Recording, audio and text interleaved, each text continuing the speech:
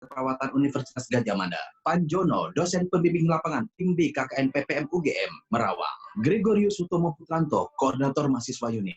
Dan ikut mendengarkan siaran radio ini mahasiswa-mahasiswa Universitas Gadjah Mada, Yogyakarta.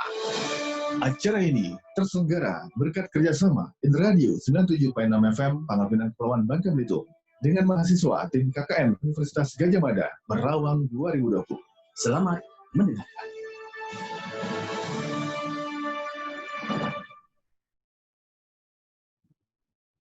Ya, Assalamualaikum warahmatullahi wabarakatuh. Hai, halo seperadi Radio Bano Berada, ketemu lagi bersama saya Dudi Almad di 97.6 FM untuk edisi Senin 20 Juli 2020 ya. Tidak terasa kita sudah berada di penghujung bulan di bulan Juli ya. Dan seperti radio, seperti tema kita kali ini kita akan berkomunikasi, berdiskusi, berdialog ya dengan kawan-kawan KKN online mahasiswa tim KKN UGM Merawang 2020. Dan kali ini kita akan coba mengangkat tema tentang cara menghadapi berbagai isu kesehatan dan persepsi negatif terhadap tenaga kesehatan dan pasien positif COVID-19 di era new normal. Sepertinya di studio kami sudah ada Kepala Dinas Kesehatan Provinsi Kepulauan Bangka Belitung. Saya sapa langsung Dr. Gigi Mulyono. Assalamualaikum, selamat pagi Dokter. Selamat pagi, Pak Pemirsa. Baik, selamat pagi Dr. Mulyono. Baik, dan di ujung sana sudah bisa terhubung kawan-kawan dari Yogyakarta. Saya sapa. Halo semuanya. Halo Pak. Halo Pak. Ya. Halo Pak. Halo Pak Dudi. Baik. Oh, ramai sekali ini Dokter Mulyono. Ya, saya sapa dulu Dokter Rati Kemalasari. Selamat pagi. Assalamualaikum Dokter. Selamat pagi semuanya. Dengeran nggak suara Selamat saya? pagi. Apa kabar Dok? Dengar Dokter Kemalasari? Dokter Rati ya. Saya panggil Dokter Rati ya. Ya. Ya, baik. Saya panggil juga di situ. Saya sapa Pak Panjono, dosen pembimbing lapangan Tim B KKN PPM UGM Merawang. Selamat pagi Pak Panjono. Selamat pagi. Assalamualaikum warahmatullahi wabarakatuh. Waalaikumsalam. Terima kasih sudah bergabung bersama kami, Pak. Sama-sama.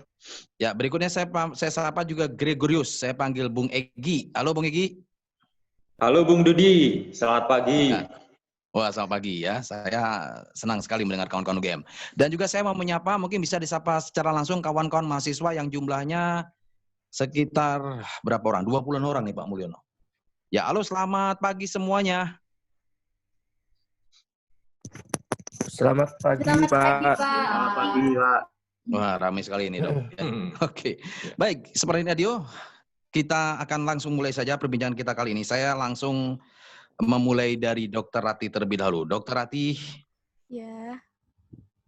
Baik, Dok. Ini saya mau tanggapan yang terlebih dahulu terkait pandangan Dokter Rati terhadap kondisi COVID-19 di Indonesia. Menurut Dokter Rati bagaimana nih? Kalau saya lihat itu kemarin terakhir saya lihat kan grafiknya masih naik turun ya. Jadi memang belum bisa stabil. Oleh karena itu kita masih harus adaptasi kebiasaan baru seperti itu sih. Jadi harus kebiasaan baru ya? Iya, karena kita belum bisa normal seperti sebelum COVID-19 ini karena memang grafiknya masih naik turun kan ya. Kemarin terakhir tuh kayaknya ada kenaikan atau pertambahan kasus tuh sekitar 1.700 kalau nggak salah ingat. Ya, Dokter Mulyono, ini kita tahu bahwa saya dengan Kepala Dinas Kesehatan Provinsi Kepulauan Bangka Belitung di studio saya bisa disapa dulu Dokter Mulyono. Ya, selamat pagi Dokter Rati dan teman-teman KKN. Ya baik, Dokter Mulyono, ini kita tahu bahwa Indonesia itu menduduki peringkat tertinggi setelah Filipina untuk kondisi COVID-19. Bagaimana tanggapan dokter tentang ini? Perlu saya koreksi lagi ya Pak. Ya, gimana Dok? Indonesia lebih tinggi daripada Filipina. Ya, maksudnya Indonesia lebih tinggi daripada Cina. Ya, itu baik. Kalau di tingkat ASEAN, memang Indonesia lebih tinggi. Bahkan kalau kita lihat, bahkan malah lebih tinggi daripada Cina, saya dengar.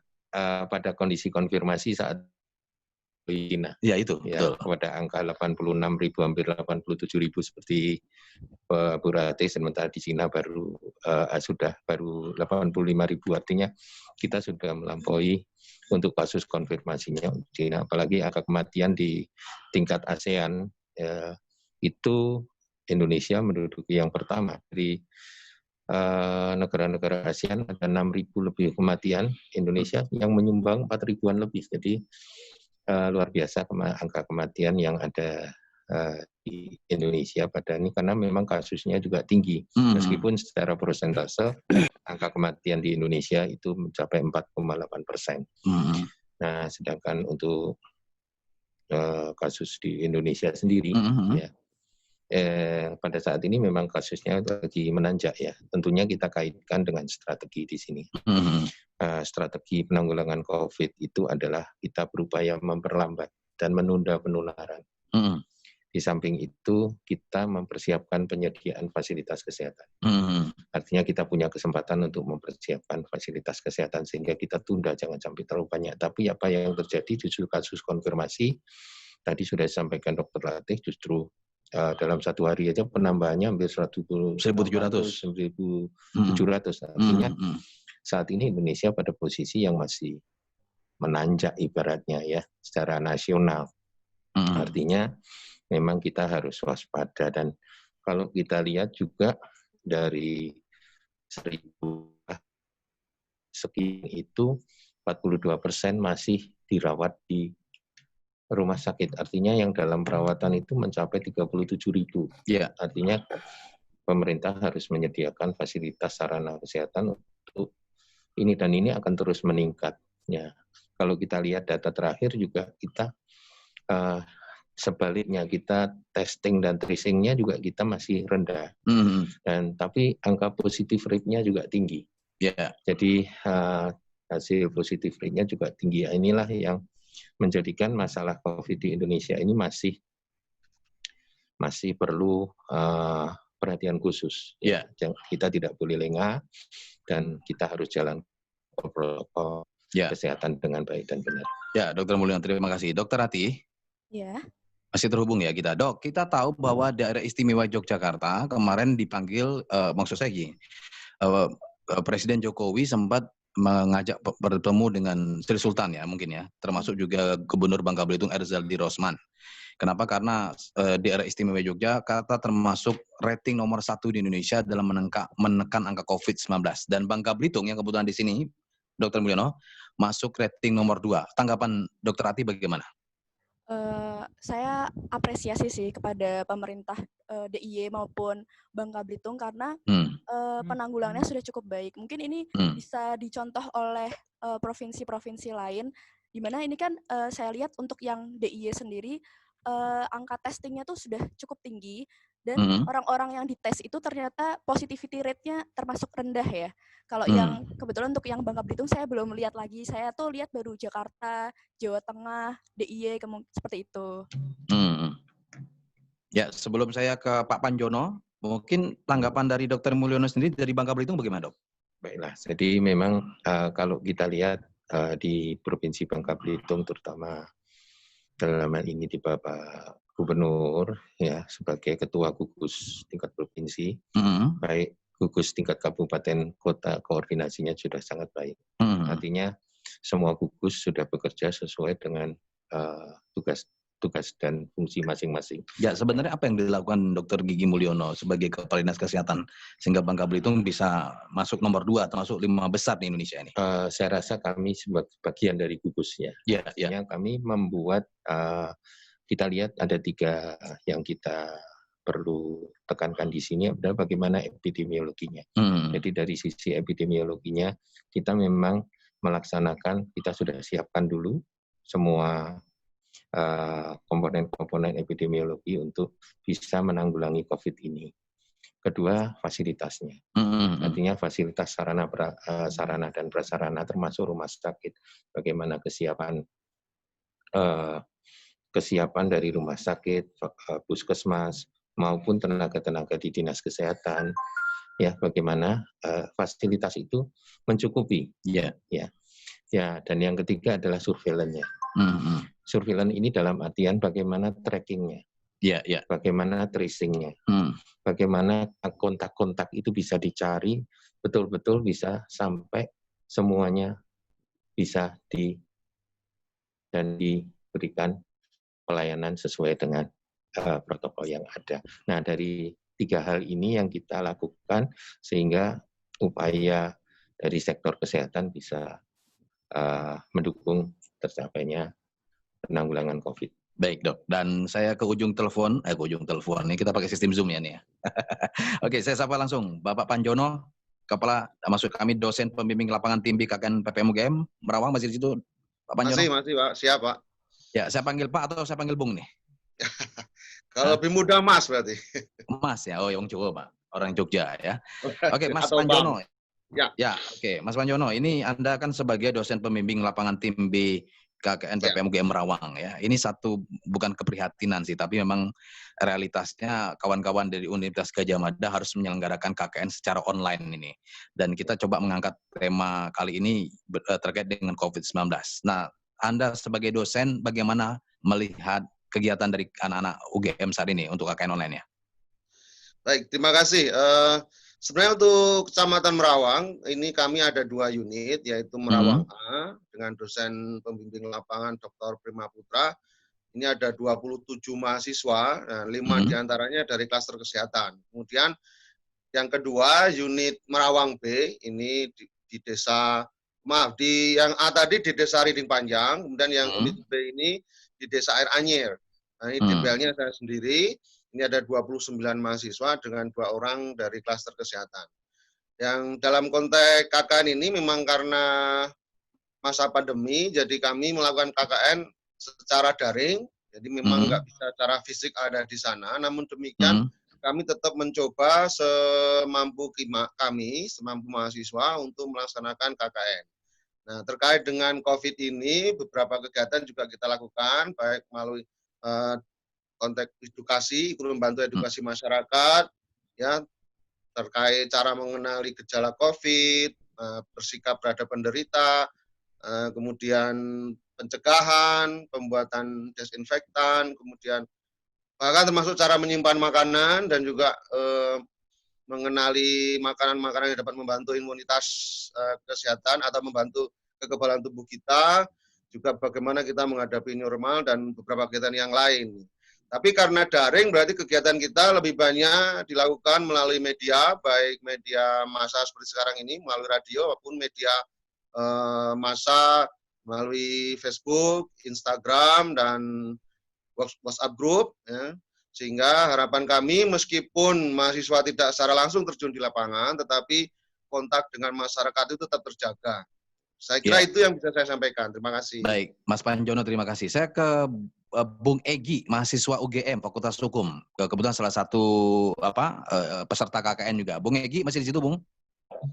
Masih, Bung Dudi. Ya, Bung Egy, saya mau menanyakan perasaan Anda, ya. Bagaimana Anda mengikuti KKN secara online? Seharusnya Anda ada di Bangka, tapi Anda harus melakukan jarak jauh nih kegiatan KKN ini. Iya, terima kasih Bung Dudi atas pertanyaannya. Tentu yang dirasakan saya dan teman-teman pertama kali itu adalah sedih.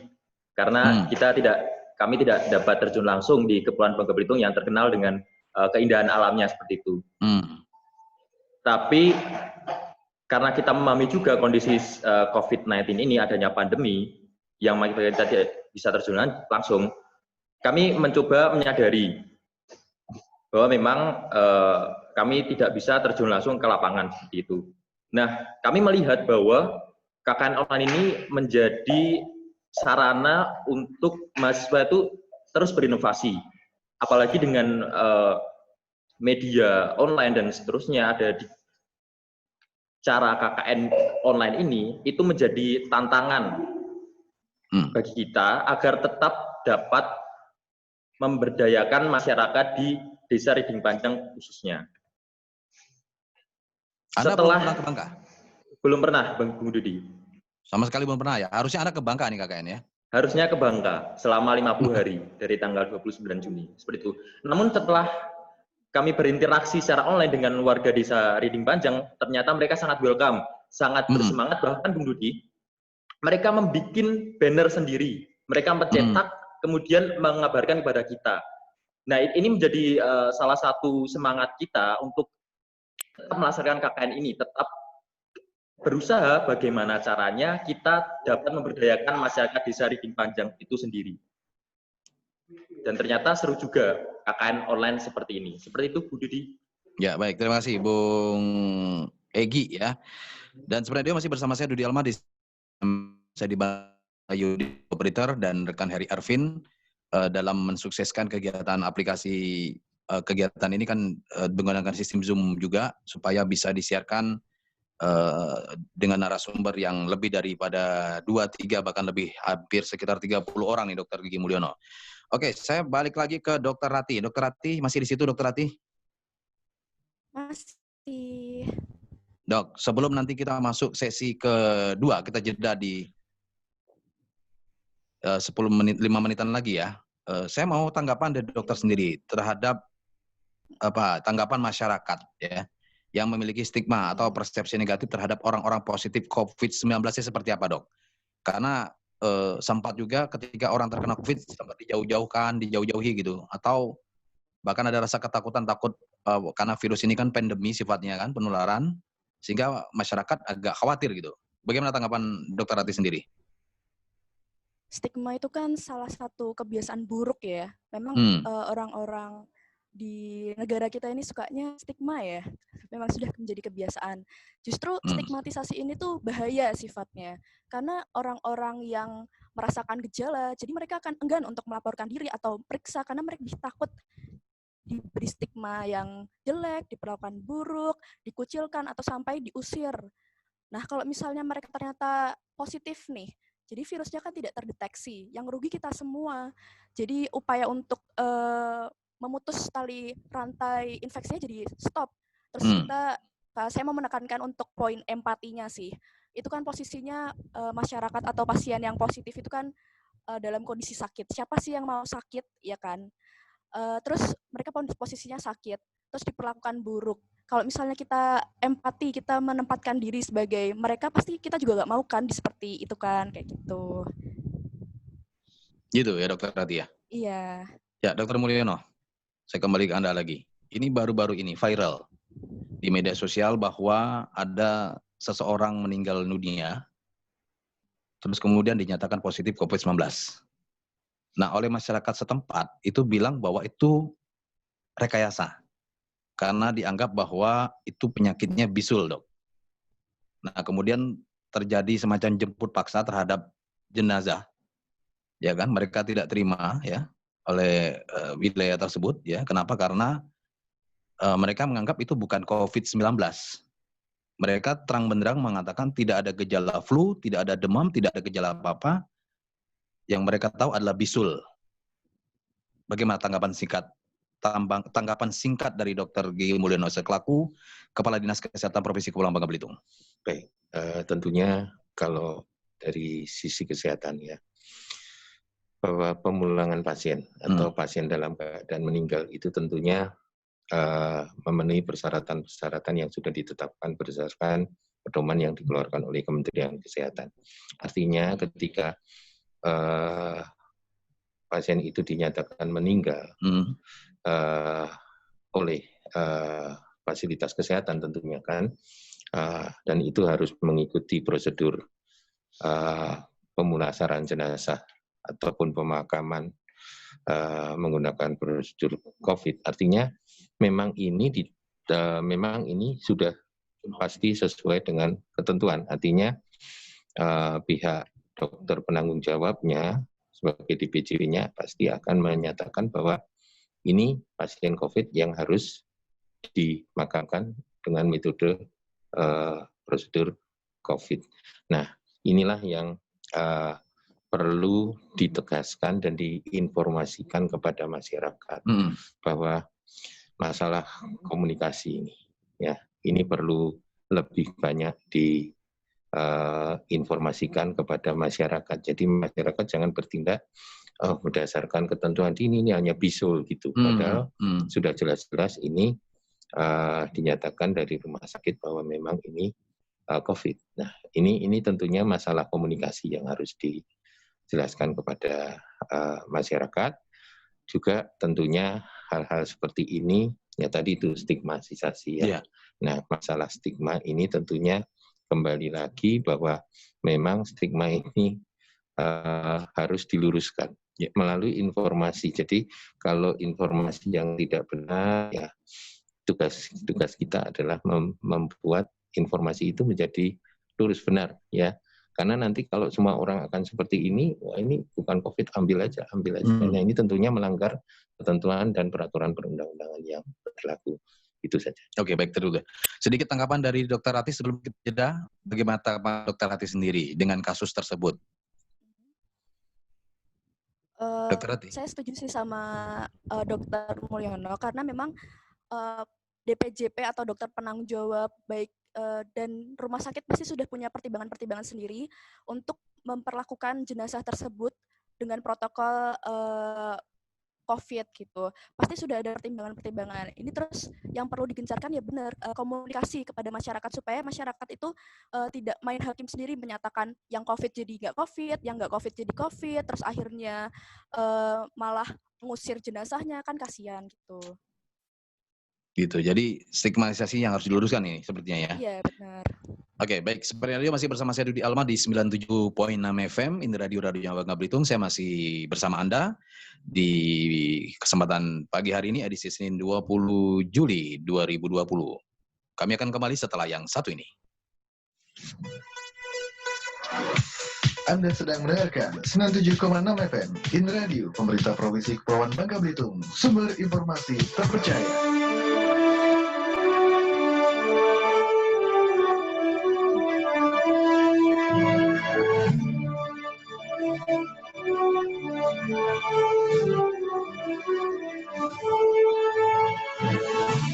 Sesaat lagi Anda simak KKN Online, mahasiswa tim KKN Universitas Gadjah Mada, Merawang 2020. Disiarkan secara langsung dari lantai 3 kantor Gubernur Pemerintah Provinsi Kepulauan Bangka Belitung. Live interaktif KKN Online mahasiswa Universitas Gadjah Mada. Dengan tema, cara menghadapi berbagai isu kesehatan dan persepsi negatif terhadap tenaga kesehatan dan pasien positif COVID-19 di era new normal.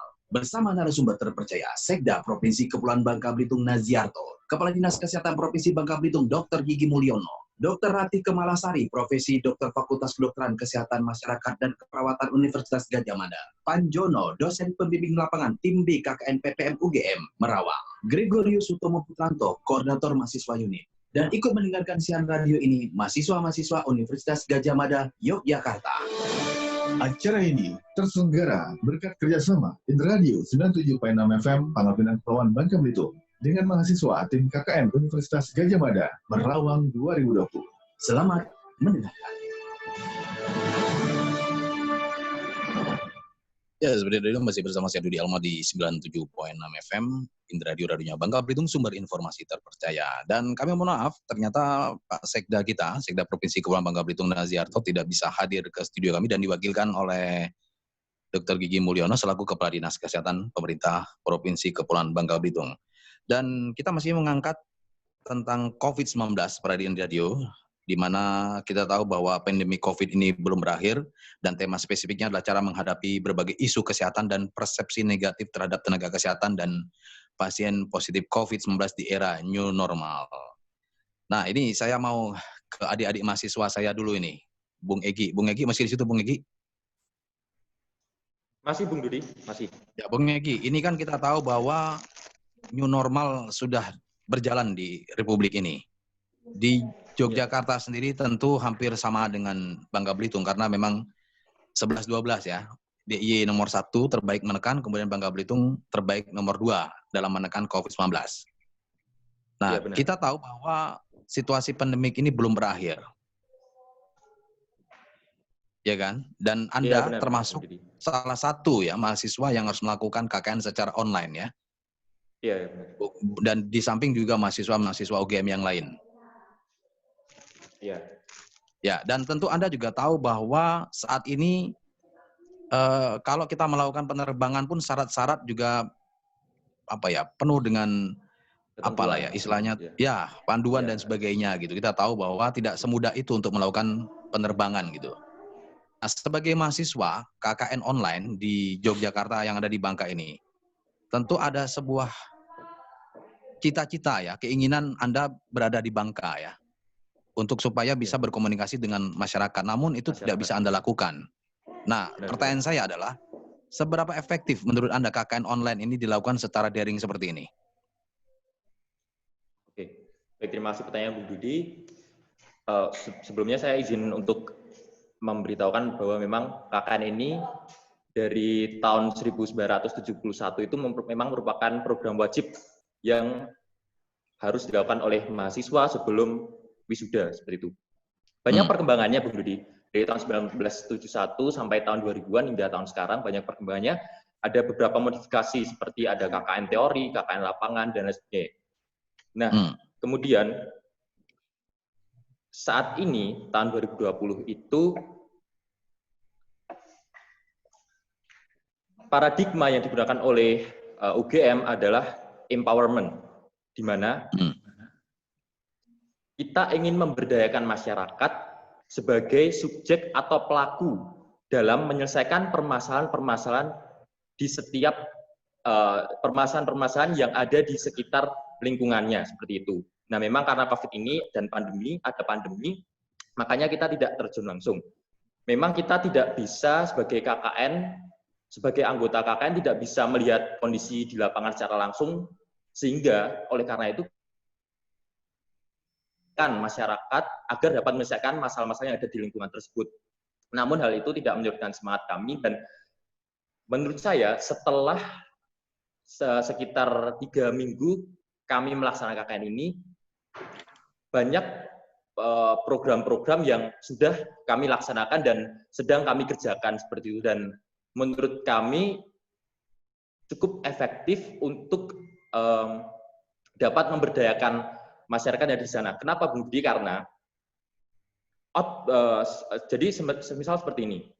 Kalau kita KKN secara langsung di lapangan, kita hanya akan memberdayakan secara sekali saja. Dalam artian kita memberitahukan misal program pengolahan sampah, begitu, Bung Didi. Kita hanya memberitahukan sekali saja. Namun ketika kita menggunakan media online seperti ini, kita bisa memvideo dari tempat kita yang ada di Yogyakarta, kemudian kita membagikan kepada masyarakat sana, dan masyarakat dapat melihat itu secara berkali-kali. Mereka tidak akan lupa dengan cara-cara, mekanisme dan sistem ketika akan misal mengolah sampah seperti yang saya katakan tadi. Seperti itu. Jadi menurut saya ini menjadi tantangan sekaligus inovasi dalam kita ber-KKN, dan tentu saja harapan kami itu KKN ini tetap efek.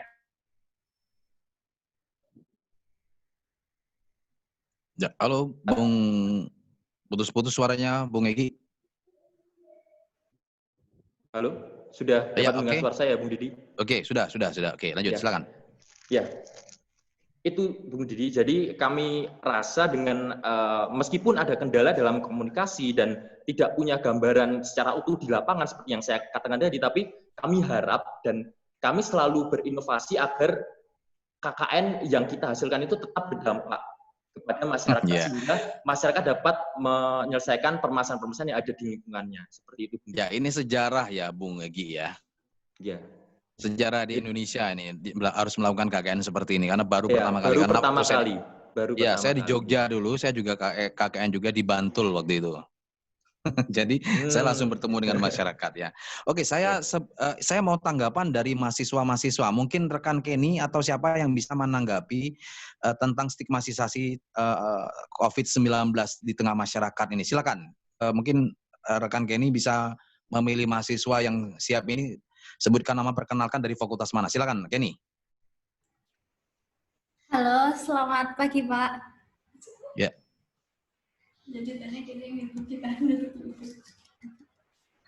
Ya, selamat pagi Kenny. Silakan Kenny. Ya, untuk ini teman-teman saya yang ada di sini ada Anindya, kemudian ada Firda, kemudian ada Hanifah Hirmaning Tias, kemudian ada Ivan Felix, kemudian ada Muhammad Yusril Al-Fatih, dan ada Saya mau dengar suaranya secara serempak semuanya. Bisa menyebutkan selamat pagi Bangka Belitung. Silakan. Semua serempak. 1, 2, 3. Silakan. Selamat pagi Bangka Belitung. Ya, saya balas gantian nih kita Dokter Mulyo. Selamat pagi Jogja. Selamat pagi Jogja. Selamat pagi Pak. Oke, baik. Terima kasih ya. Oke, silakan rekan Kenny. Siapa yang mau ditunjuk ini? Mau berbincang? Silakan menanyakan ke narasumber yang ada. Silakan. Baik Dokter Gigi Mulyono maupun Dr. Rati, silakan. Monggo Mbak Firda apabila ingin bertanya. Oke, silakan Firda, nama, fakultas mana, pertanyaan mau ditujukan ke siapa? Silakan.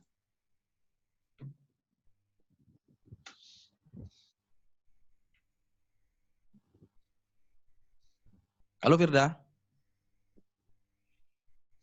Rekan Kenny apa bisa terhubung? Kalau misalkan Firda belum bisa, ini ganti yang lain yang bisa. Firda bisa, Firda? Oh, halo? Ya. Firda ini. Iya. Ya, silakan Firda memperkenalkan diri dulu, kemudian dari fakultas mana, mau bertanya dengan Dr. Gigi Mulyono atau Dr. Rati, silakan. Perkenalkan, nama saya Firda Finanda, saya dari Fakultas Kedokteran Gigi. Sama dengan Dr. Gigi Mulyono dong, Kepala Dinas Kesehatan Provinsi ini. Iya. Calon kepala dinas juga kayak ini. Teman sejawat. Teman sejawat. Ya. Silakan. Begini, saya ingin bertanya untuk Dr. Mulyono. Jadi saya ingin bertanya, saya melihat sekarang ini banyak warga yang sering keluar menggunakan masker dan juga face shield. Nah, saya ingin bertanya, apakah penggunaan face shield itu sangat perlu? Dan saya juga sering melihat karena banyak yang menggunakan face shield, tapi justru dibuka, jadi hanya seperti ini, Dok. Apakah itu sangat perlu? Begitu. Terima kasih. Ya, ini menarik sekali nih pertanyaan Dok ya. Ya oke, silakan langsung dijawab aja Dok. Baik, jadi tentunya masker maupun face shield itu memiliki kelebihan dan kekurangan masing-masing. Kalau menurut pendapat saya, memang yang dianjurkan dari protokol adalah kita menggunakan masker. Tapi tidak ada salahnya jika dilengkapi dengan face shield. Kalau face shield itu kan tentunya bisa menutup mata kita, ya. Face shield juga punya kelebihan lain, ya. Ketika kita menggunakan masker dan itu masker kita pasang dengan tidak baik, ya, tidak sesuai dengan ketentuan, tentunya face shield ini akan bisa melindungi masker yang kita gunakan dengan tidak pas. Di samping itu tentunya face shield ini kan tujuannya untuk agar tidak terinfeksi ya dari percikan-percikan air liur, droplet itu. Jadi itulah yang menurut kami artinya face shield itu, ya. Pada kekurangannya.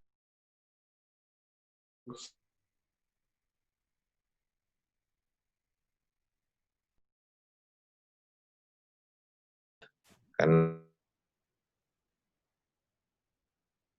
tangkap dari siapa tadi namanya? Frida ya? Firda ya, Dok ya. Kalau saya menangkap pertanyaannya lebih mungkin sekarang ini face shield tuh kayak dijadikan apa ya? Fashion ya, fashion bukan face shield. Gimana Dokter Rati menanggapinya ini? Dianggap sebagai kayak model apa? Fashion kayak gitu ya, fashionable jadinya ya kan? Makanya jenis-jenisnya juga banyak ragam tuh face shield tuh. Ya, saya sebelumnya mau setuju dulu sih sama Dr. Mulyono karena memang face itu saling melengkapi. Kalau misalnya tanggapan saya tentang face shield sebagai fashion, boleh-boleh aja asal tidak mengurangi kegunaan utamanya. Jadi kalau misalnya mau dipakai, mau ditambahin motif batik atau apa, ya nggak apa-apa, asalkan dia tetap menutupi mulut, hidung, dan mata. Jadi monggo-monggo aja mau dijadikan fashion asal tidak mengurangi kegunaan utamanya, seperti itu sih. Ya, lebih banyak motifnya gitu ya. Oke, baik, terima kasih Dr. Rati. Dan seperti masih bersama saya Dudi Alma di 97.6 FM. Ini Radio Bangka Belitung, sumber informasi terpercaya, dan kita masih terus mengudara di kesempatan pagi kali ini bersama mahasiswa KKN online, KKN UGM Universitas Gadjah Mada Merawang 2020, dan tema yang kita angkat kali ini adalah cara menghadapi berbagai isu kesehatan dan persepsi negatif terhadap tenaga kesehatan dan pasien positif COVID-19 di era new normal. Dokter Gigi, masih ada Dok stigma terhadap orang yang sembuh gitu ya, kemudian perlakuannya juga masih belum baik. Ada dok seperti dok di Bangka Belitung? Ya, tentunya hal-hal seperti ini tentunya ada ya. Ya, artinya pasien yang sudah dinyatakan sembuh, ketika kembali di rumahnya, ya tetangga-tetangga atau masih mungkin ada juga yang masih merasa takut juga. Padahal ketika sudah dinyatakan sembuh, tentunya ini ada kriteria-kriteria tertentu yang ditetapkan oleh fasilitas kesehatan bahwa itu sebenarnya sudah tidak menular lagi, gitu kan. Artinya sebenarnya masyarakat seharusnya menghilangkan stigma ini. Ini tugas pemerintah juga ya dok ya, supaya mengedukasi masyarakat supaya ketika sudah dinyatakan sembuh mestinya tidak perlu diperlakukan layaknya seperti sebelum dia COVID-19 gitu dok ya? Ya, karena di situ jelas ya ketika pasien itu dinyatakan sembuh, makanya dokter penanggung jawabnya juga akan membuat surat pernyataan bahwa memang ini sudah selesai menjalankan isolasi, secara klinis juga sudah terjadi perbaikan, dan secara umum dia sudah biasa, sudah sembuh, seharusnya diterima oleh masyarakat. Nah inilah yang kita sekali lagi masalah komunikasi, sosialisasi kepada masyarakat ini perlu ditingkatkan kembali. Oke, baik, terima kasih dokter. Dokter Ati? Ya. Ya dok, kita tahu bahwa pada saat COVID-19 ada di Indonesia, kemudian masuk bulan pertama, bulan kedua, dan seterusnya banyak sekali diviralkan ya. Vaksin-vaksin lah ya, entah apapun namanya itu, ada bawang putih ya kan, kemudian juga di Bangka Belitung itu ada daun apa itu waktu itu ya dok ya, berbagai, karena menemukan dalam mimpi gitu ya. Nah sebenarnya bagaimana dokter Ati menyikapinya dok, termasuk bawang putih itu? Apakah dokter pernah mendengar informasi secara akurat bahwa bawang putih itu bisa mencegah COVID-19? Kalau yang saya tahu memang bawang putih itu kan mengandung banyak vitamin, tetapi untuk diklaim sebagai pencegah COVID-19 itu belum bisa ya, masih perlu banyak penelitian lebih lanjut untuk bawang putih ini. Jadi belum bisa dikatakan sebagai pencegah maupun anti corona seperti itu. Jadi Anda ingin mengatakan itu masih rumor gitu ya? Iya, masih mitos. Mitos ya, lebih di atasnya rumor kayak ini ya, kalau mitos ini. Nah, juga ada juga nih Dokter Gigi Mulyono yang menyebutkan kalung kalung eukaliptus ya, yang banyak beredar di masyarakat dapat menangkal virus corona. Dokter pernah mendengar ini dok? Ya, ini di medsos saja ya Pak ya. Pak Dudi. Jadi gini, saya pernah membaca ini dan ini juga menjadi di masyarakat ya. Itu setahu saya itu dari Kementerian Pertanian ya. Dan memang sebenarnya izin Badan POM-nya masih dalam bentuk jamu masih ya. Jadi memang ini sebenarnya sebagai bukan sebagai obat atau sebagai untuk corona ini, tetapi sebenarnya lebih mengarah ke aromaterapi, ke ini yang relatif bukan tidak ada kaitannya dengan COVID ini. Ya, termasuk minum air putih juga katanya bisa mencegah COVID-19, betul dok? Sekali lagi ini harus diluruskan. Secara umum kan air putih hanya sampai ke kerongkongan ya. Sedangkan virusnya bisa dihisap, bisa masuk dari hidung, dari mata. Jadi kan dengan air putih saja kan tidak bisa selesai. Ibaratnya kan begitu. Jadi masyarakat agar mendapatkan dari sumber-sumber yang akurat, sumber-sumber yang bisa dipercaya.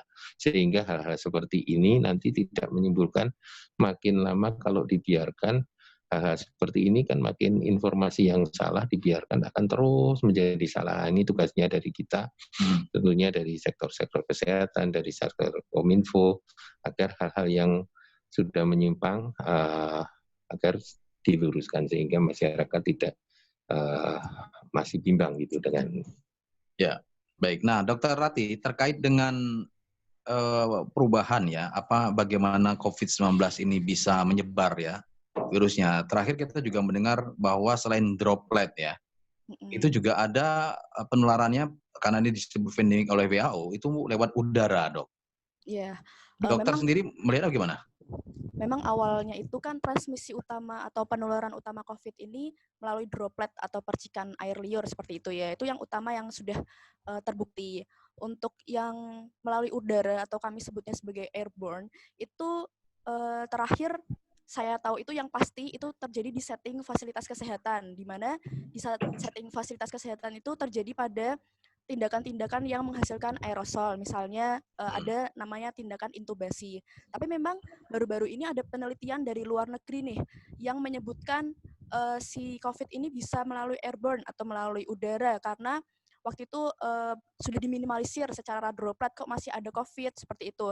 Mereka menyebutkan penularan melalui udara ini masih mungkin, terutama terjadi apabila ruangannya itu tertutup atau indoor dengan ventilasi yang buruk, serta jumlah orang yang di dalamnya itu padat atau banyak. Tetapi dari WHO sendiri menyimpulkan bahwa penelitian ini masih tahap awal dan masih butuh penelitian lebih lanjut seperti itu. Ya, oke, terima kasih. Dan sebelum kita lanjut lagi ngobrol bareng Dr. Rati dan Dr. Gigi Mulyono, sepertinya ada yang mau bertanya nih, adik-adik mahasiswa nih. Kenny, siapa yang mau bertanya nih, Kenny? Ada Pak, ini ada 2 orang teman kami yang akan bertanya. Ya, silakan perkenalkan namanya, dari fakultas mana, dan mau ditujukan ke siapa pertanyaannya, silakan. Ada Anindya Ayu, mungkin Anindya Ayu dulu, setelah itu silakan. Faik. Ya, baik, terima kasih karena, untuk pertanyaannya. saya perlu sampaikan dulu karena terbatasnya dengan durasi, mohon pertanyaannya agak lebih dipersingkat. Terima kasih. Baik, sebenarnya pertanyaan saya sudah sedikit terjawab oleh Dr. Ratih mengenai COVID yang sekarang ini sudah melalui airborne. Tapi ada satu stigma di masyarakat yang masih mengira bahwa COVID ini hanya cukup ditangkal dengan menggunakan masker saja. Padahal ketika kita berada di luar rumah, sudah pasti COVID ini juga dapat menyebar atau kita dapat menjadi pembawa virus itu melalui pakaian atau bahkan melalui kulit. Nah, kira-kira apa sih yang harus kita lakukan untuk bisa membuat stigma tersebut itu menjadi benar dan untuk membuat masyarakat ini sadar bahwa new normal itu bukan normal yang biasa. Terima kasih.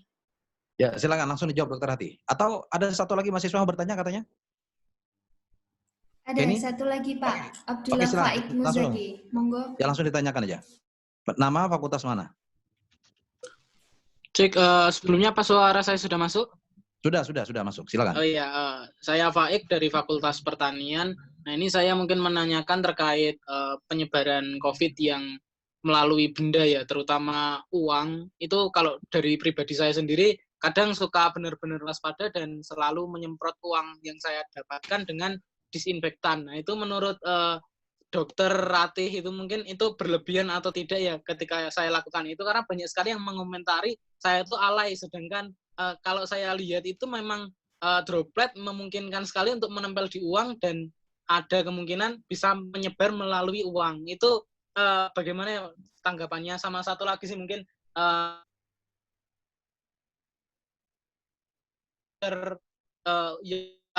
misal 1 hari sekali atau berapa gitu, atau yang baiknya anjuran dari dokter secara kesehatan itu masker dipakai berapa jam gitu sih dok. Terima kasih. Ya, terima kasih. Dokter Rati langsung dijawab dok. Silakan Dokter Rati. Ini secara garis besar pertanyaannya sama ya tentang pencegahan. Kalau oh ya, kedengaran suaranya? Kedengaran. Halo, terdengar? Ya, terdengar suaranya? Ya. Oh ya. Oke, untuk yang pertanyaannya dari Anin dulu ya. Jadi kalau misalnya kita pakai masker itu kita nggak 100% aman, karena memang masker itu adalah salah satu bagian dari protokol kesehatan. Tetapi masih ada step-step atau langkah-langkah lain. Yang pertama, kita tuh harus utamakan tetap di rumah. Sebisa mungkin di rumah aja. Kalau misalnya nggak penting-penting amat, nggak usah keluar rumah. Yang kedua, itu pakai masker dengan cara yang benar, menutupi hidung, mulut, sampai dagu. Jangan, kalau misalnya saya sering lihat tuh orang kalau ngomong malah maskernya dibuka agar terdengar jelas, itu salah. Tetap harus maskernya dipakai. Terus yang ketiga, cuci tangan sesering mungkin dengan sabun dan air mengalir. Itu terus kalau misalnya memang nggak bisa menjangkau cuci tangan dengan sabun dan air mengalir, kita bisa pakai larutan pembersih tangan yang berbahan alkohol minimal 60%. Yang keempat, hindari untuk menyentuh wajah, terutama mulut, mata, dan hidung, karena memang itu pintu masuk virus. Yang kelima, physical distancing atau jaga jarak minimal 1 meter. Jadi memang nggak serta-merta dengan pakai masker kita bebas di luar aman. Harus semuanya tuh diterapkan. Yang keenam yang nggak kalah penting itu adalah PHBS atau perilaku hidup bersih dan sehat. Gunanya untuk usaha kita nih untuk meningkatkan imun, misalnya olahraga teratur, makan gizi seimbang, tidak merokok, seperti itu. Jadi kalau misalnya kita terpaksanya keluar, kita ya harus menghindari keramaian atau minimal jaga jarak minimal 1 meter itu. Kalau misalnya pulang, ya langsung ganti semuanya, cuci bajunya langsung ganti, mandi untuk menghilangkan siapa tahu ada droplet-droplet yang terkena di baju kita atau di badan kita, seperti itu. Untuk pertanyaan Faik ya, untuk yang terkena yang uang, menurut saya nggak berlebihan sih kalau misalnya mau disemprot disinfektan, tapi memang harus diimbangi oleh protokol lain. Misalnya kamu juga tetap harus cuci tangan, jangan menyentuh area wajah, karena memang pintu masuknya itu ya dari mulut, mata, dan hidung. Kalau misalnya kamu udah semprot di uangnya, tapi kamu tetap megang-megang muka, itu sama aja menurut saya. Mungkin ada tadi saya lupa pertanyaan satu lagi. Yang satu lagi. Faik. Ya, Faik. Mengenai masker, Dok. Sebaiknya masker. berapa kali sih kita ganti masker itu? Kalau dari yang saya baca terakhir, itu memang masker bisa diganti kalau misalnya dia basah atau kita lihat kotor. Tapi memang saya pernah baca bisa lebih baik setiap 4 jam sekali itu diganti. Dan apabila kita mau mengganti masker itu ada caranya juga. Misalnya kita harus melepasnya itu dari tali di belakang telinga atau di belakang kepala. Nggak bisa kita pegang bagian depan dari masker itu paling dihindari untuk memegang bagian depan masker karena mereka kan siapa tahu udah ada terkena percikan seperti itu.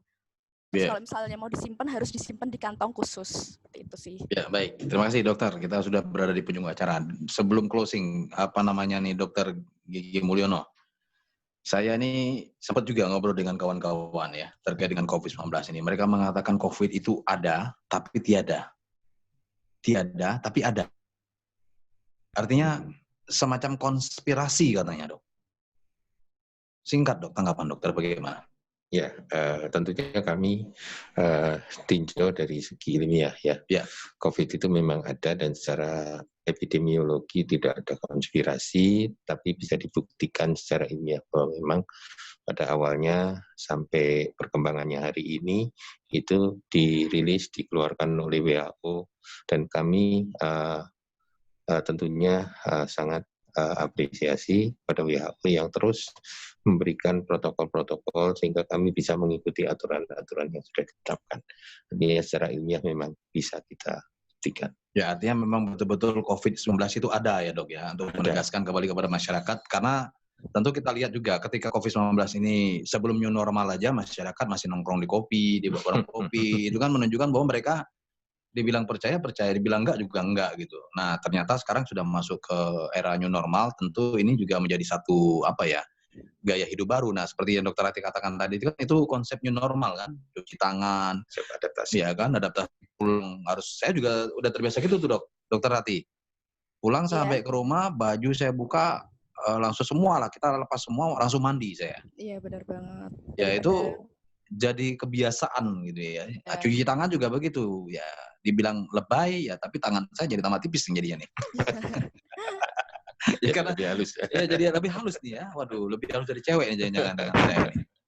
Oke, baik, sebelum kita tutup ini saya mau tanggapan sedikit satu mungkin pesan ya dari Dokter Ati untuk kawan-kawan dari UGM juga, kemudian juga untuk masyarakat Bangka Belitung, kemudian juga masyarakat daerah istimewa Yogyakarta dan masyarakat Indonesia pada umumnya. Silakan. Singkat, Dok. Oke, untuk teman-teman KKN, semangat.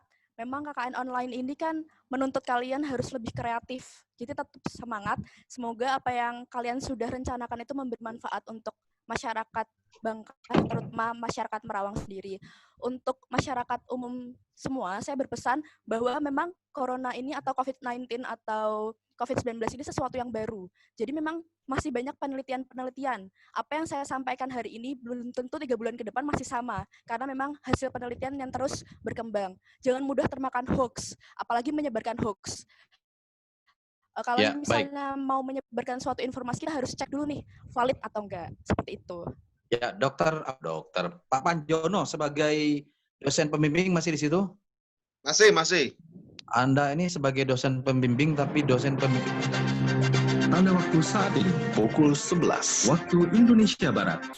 Inilah InRadio 97,6 FM. Sumber informasi terpercaya. Tanda waktu ini dipersembahkan oleh Pemerintah Provinsi Kepulauan Bangka Belitung. Ya, terasa kita sudah pukul 11 nih. Kita toleran 5 menit lagi nih. Pak Panjono, Anda sebagai dosen pembimbing ya. Ya. Anda tentu membimbing jarak jauh ya dengan mahasiswa-mahasiswa Anda lewat betul. Zoom kayak gitu ya. Ya. Kalau mengajar sih oke-oke aja, tapi Anda harus sebagai dosen pembimbing KKN harus membatasi interaksi Anda. Nah, closing statement, apa pesan Anda untuk adik-adik mahasiswa ini? Baik, terima kasih. Kalau untuk adik-adik mahasiswa, saya berpesan bahwa tetap semangat. Seperti tadi disampaikan, ini merupakan challenge bagi kita semua, bagaimana adik-adik bisa meningkatkan kreativitasnya melalui KKN ini, dan sebagai penambah semangat, ingat bahwa ini KKN digital, tentu saja akan meninggalkan jejak digital yang akan abadi, sehingga harapannya nanti meskipun KKN sudah berakhir, masyarakat masih tetap bisa menemukan atau melihat kembali KKN yang sudah kita lakukan. Saya kira saja, terima kasih. Ya, Pak Panjono, Bung Panjono. Ya. Ada rencana mau ke Bangka? Kalau saya hampir setiap 2 tahun sekali ke Bangka, khususnya Pangkal Pinang. Oh, Anda asli Bangka atau bagaimana nih? Istri saya orang Bangka. Waduh. Jadi saya dengan Bangka itu hatinya selalu terkait. Pantesan ini dua daerahnya jadi favorit Indonesia ini. Ya. Oke, Bung Egy masih di situ, Bung Egy? Mahasiswa Fakultas Hukum? Masih, Bung Didi. Oke, terakhir, closing statement, silakan. Untuk teman-teman sekalian dan Bapak Kepala Dinas Kesehatan, Bapak Panjono, Bung Dudi, dan Dr. Ratih, mungkin harapan kami sebagai tim KKN UGM Merawang adalah untuk harapan kami ke depannya agar KKN ini walaupun dilaksanakan secara online seperti itu, tapi tetap berdampak baik bagi masyarakat. Itu saja, Bung Dudi. Singkat dan padat ya.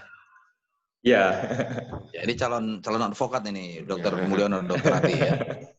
Ya itu, oke, baik. Dan mungkin terakhir ini Dr. Gigi Mulyono, sebagai Kepala Dinas Kesehatan, Anda juga melihat, saya juga sebenarnya prihatin juga nih dok, KKN harus dilakukan secara online gitu. Nah, maka tadi saya tanya seberapa efektif KKN secara online harus dilaksanakan. Tapi bukan itu pertanyaan saya. Closing statement Bapak sebagai Kepala Dinas Kesehatan, apa pesan Bapak untuk adik-adik mahasiswa UGM ini supaya ada kontribusinya lah KKN online ini dilaksanakan. Maka kita juga melaksanakan kerjasama InRadio dengan KKN UGM ini supaya memberikan pesan ya untuk masyarakat Bangka Belitung bahwa adik-adik mahasiswa UGM ini sedang melakukan KKN di Bangka. Tapi bukan dibilang apes, tapi kondisi sejarahnya harus mengatakan mereka harus melakukan secara online. Beda dengan KKN saya, mungkin dengan KKN Pak Kepala Dinas juga Dr. Mulyono. Silakan dok, terakhir dok.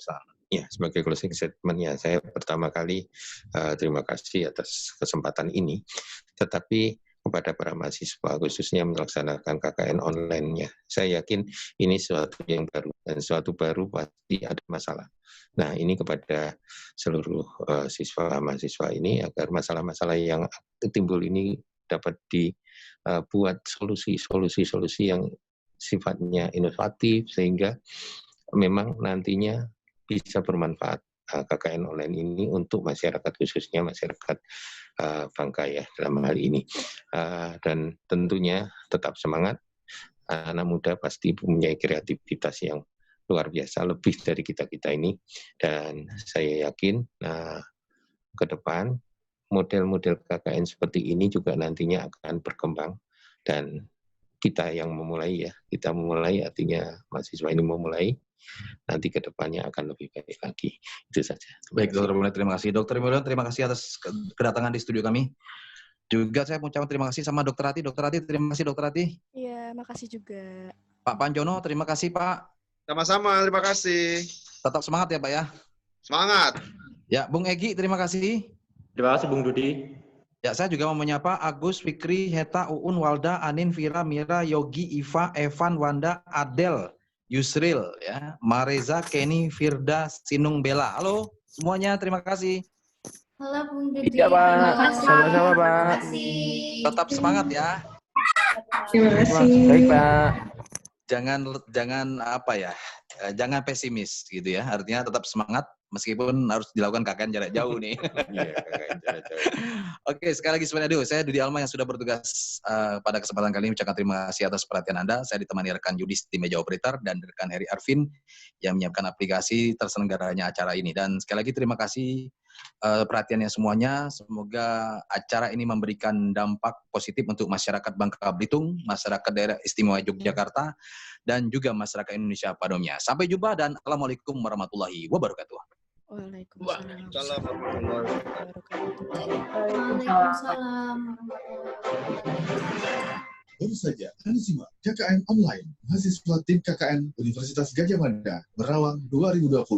Terima kasih dan sampai jumpa.